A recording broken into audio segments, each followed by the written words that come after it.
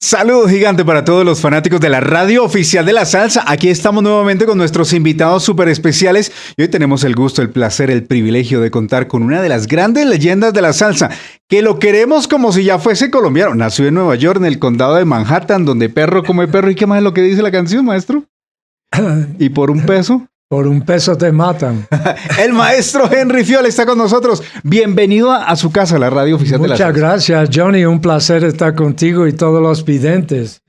Sí, es cierto, es cierto. Ahora tenemos esa posibilidad maravillosa de llegarle a muchos lugares del mundo. Es el blanco que canta como negro, pero hay que decir que ese apelativo, ese mote o ese apodo es solo para Colombia, porque las personas que de pronto están viendo en otros países dirán, pero aquí a Henry Fiol no le decimos así, ¿por qué ese apodo? Bueno, eso empezó aquí en Bogotá. En los años 80 yo tenía mi propio sello de discos, Corazón Records. Y entonces yo vine a negociar la licencia para 2 LPs y un disquero aquí en Bogotá compró la licencia, pero unió 2 producciones en una y sacó el producto al mercado colombiano bajo el título El blanco con voz de negro o el blanco que canta como negro, ni me acuerdo. Y yo no sé por qué puso ese título, pero parece que eso se quedó. ¿Pero siente usted que tiene la voz de negro, según...? Bueno, yo no sé.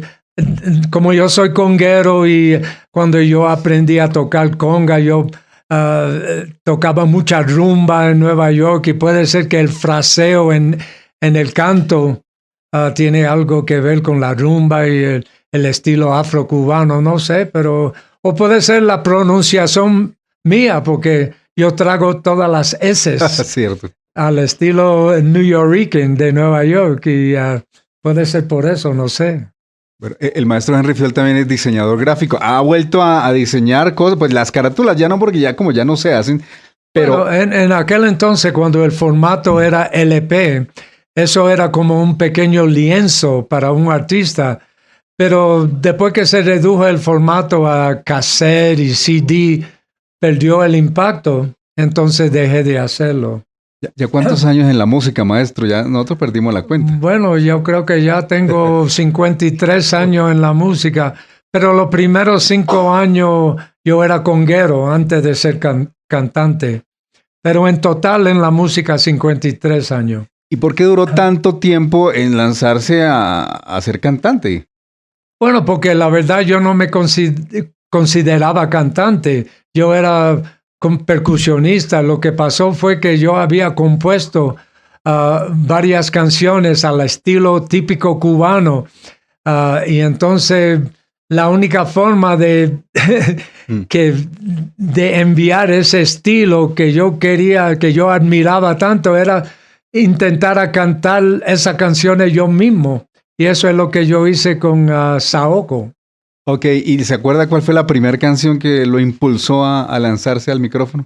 Bueno, antes de eso, yo tocaba conga con una charanga en Nueva York que se llamaba La Típica New York.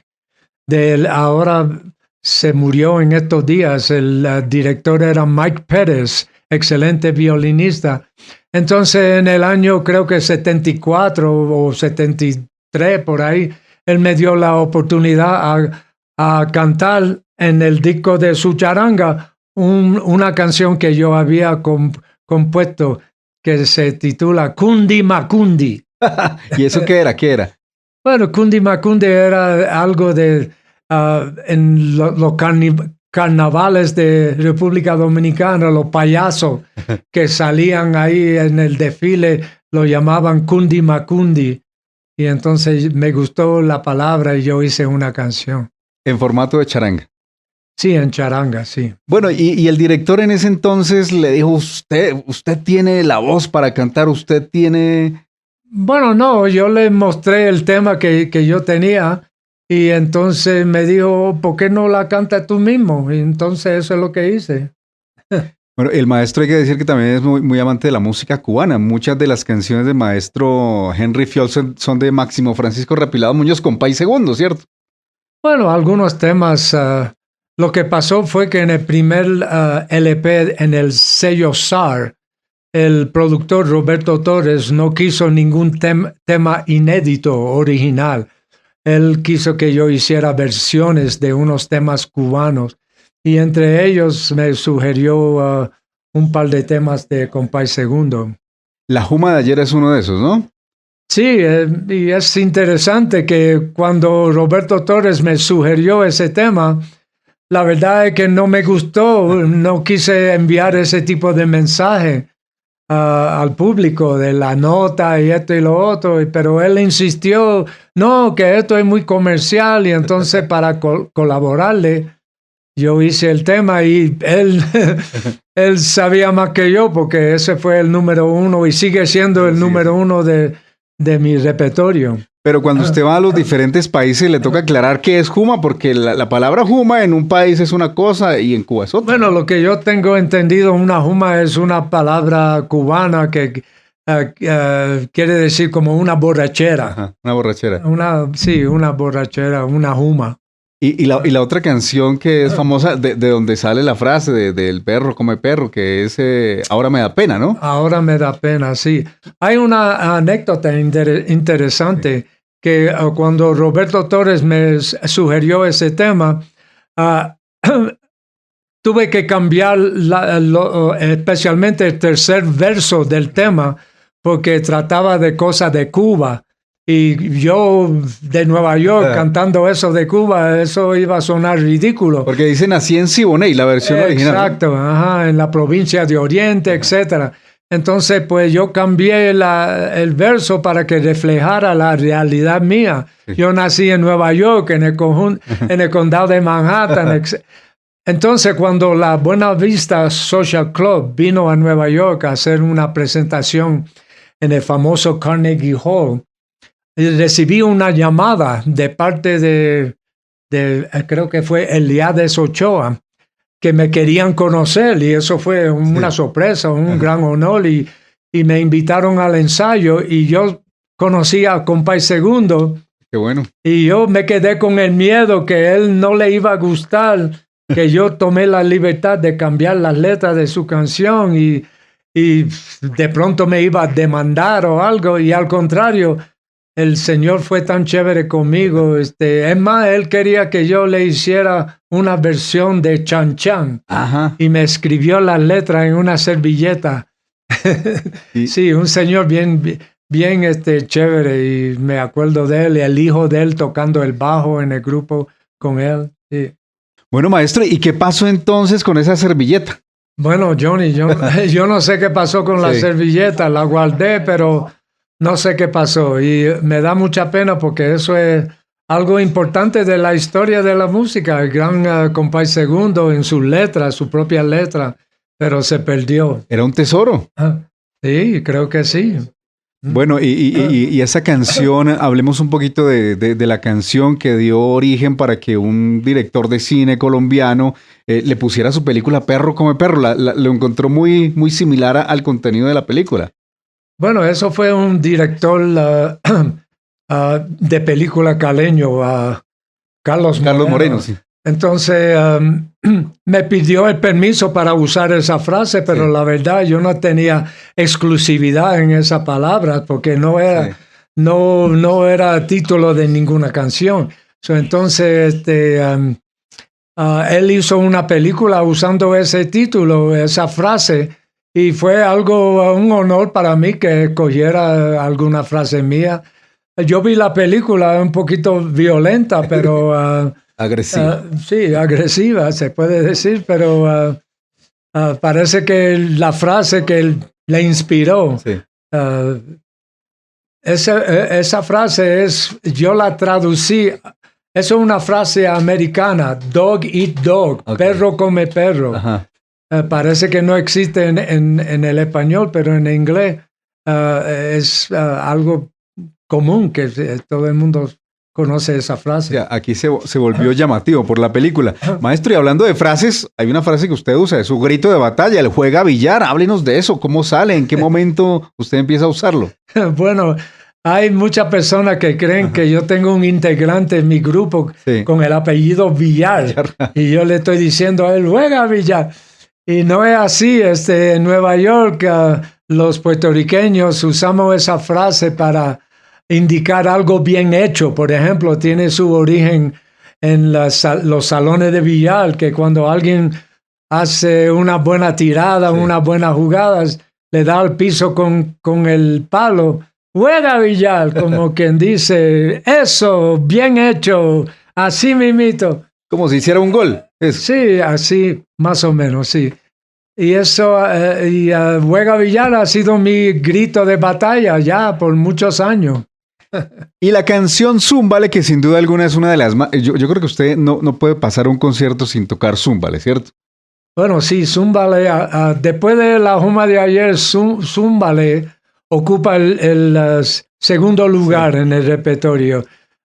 Y lo interesante de ese tema fue que pegó 20 años después que había sido grabado. ¿Fue del álbum Creativo? ¿Se llama ese álbum?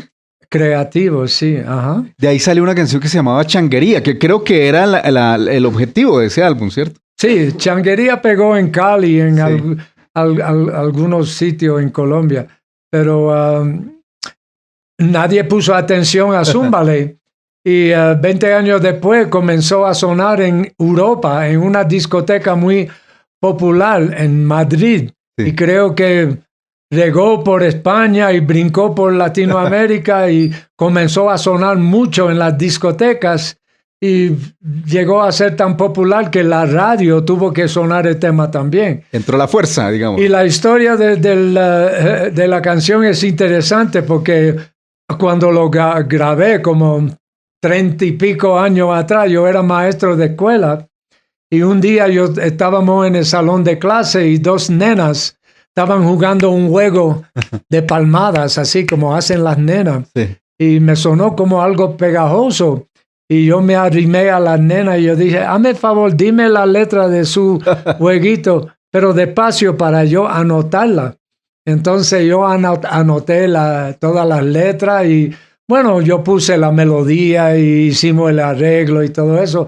Pero básicamente el tema es basado en un juego infantil. Es una tontería, un disparate. Y es interesante que yo me he roto el coco para componer cosas con mensaje, con contenido. Y esos temas han volado por arriba de la cabeza de la gente, pero una tontería como Zúmbale, eso es lo que pega. Eso es lo que pega. Podríamos decir entonces, maestro, que es la segunda canción que surge de un juego de ronda infantil, porque el famoso Cheche Colé de Willy Colón y Héctor Lavoe también lo es. Es una ronda infantil de África. Creo que sí, ajá. Sí. Bueno, maravilloso. Cosas que conocemos hoy aquí con nuestros artistas invitados, porque para eso son estos podcasts, los podcasts Salseros del Sol, donde tenemos a estos personajes que nos cuentan de sus cosas, de sus incidencias en la música. Maestro, ¿usted cómo ve el tema de la tecnología, de la IA, de la inteligencia artificial? ¿A dónde cree que vamos a llegar con esto? Bueno, lo único que puedo decir es que me da mucha alegría saber que yo no voy a estar aquí para la segunda mitad de este siglo, porque lo que viene en camino a doblar la esquina con la inteligencia artificial y la tecnología, esto va a ser un nuevo mundo. Y entonces lo que va a cambiar el mundo por completo, no solamente la inteligencia artificial, pero cuando por fin admiten que hay extraterrestres que han estado visitándonos por muchos siglos. Están antes que nosotros. Y siguen visitándonos. Y cuando se abre esa lata de gusano, todo el mundo completo se va a cambiar.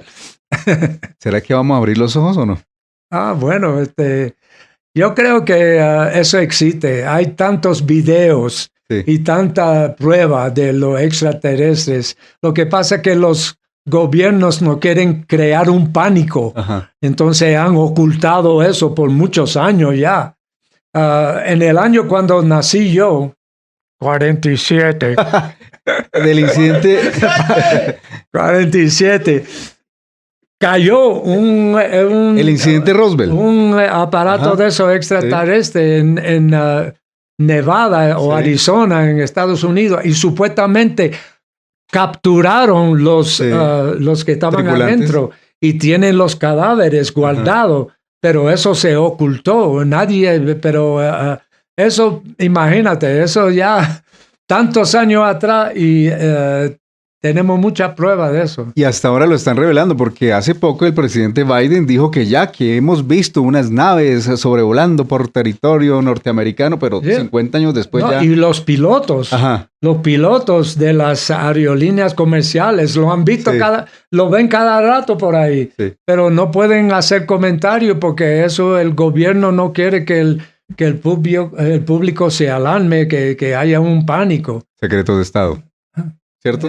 Secretos de Estado, dice. Secreto de Estado, pero el secreto está poco a poco saliendo. Igual, los que vengan de otro lugar del universo, bienvenidos a disfrutar la música de Henry Fiol, ¿cierto? Bueno, eso no sé, yo lo dudo, pero eso de la inteligencia artificial es algo increíble porque pueden imitar la voz de uno, el timbre de la voz, y pueden poner la voz de uno diciendo otras palabras que uno no había dicho, y pueden, ahora dicen que hay máquinas que pueden crear canciones, que pueden escribir libros, que pueden hacer de todo. Es que hace poco salió unas grabaciones de Héctor Lavoe cantando La cura pa' bravo yo, y se oye perfecto, es el mismo Héctor Lavoe. Eso fue hecho por... inteligencia artificial. Wow, increíble. Wow. Bueno, pues es el maestro Henry Fiol que está con nosotros aquí en el Sol 105.4 FM. ¿Sigue repartiendo salsa de cachete o no? Bueno, unos cuantos años atrás, cuando ya la piratería es obsoleta ya. A pelear con la piratería. Porque ya el internet acabó hasta con la piratería. Pero años atrás, cuando la piratería era imposible de controlar, yo decidí que para que roben la música mía, yo decidí regalarla. Y yo hice 3 producciones discográficas, álbumes completos, 31 canciones nuevas en los 3 CDs.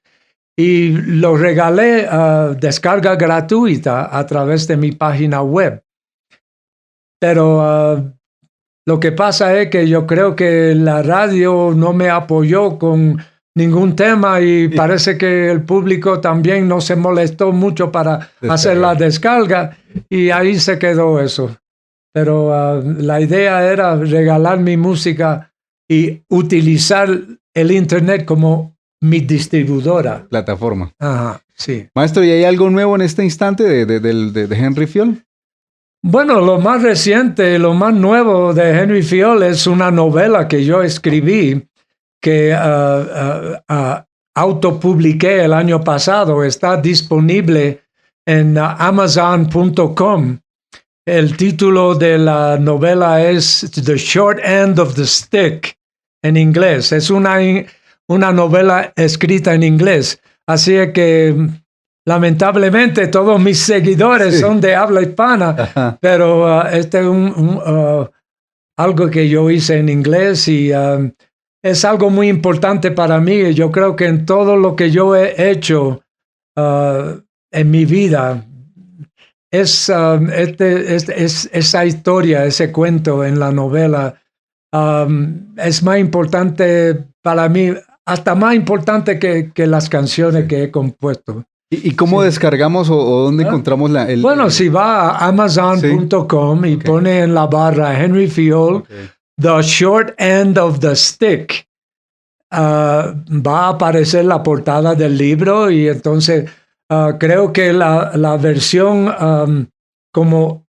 el libro es gratis, pero si quieren un libro físico, hay que pagar algo ahí, tú sabes. ¿Y qué traduce el título del libro en español, maestro? En español es un dicho americano, no tiene mucho, es difícil de traducir.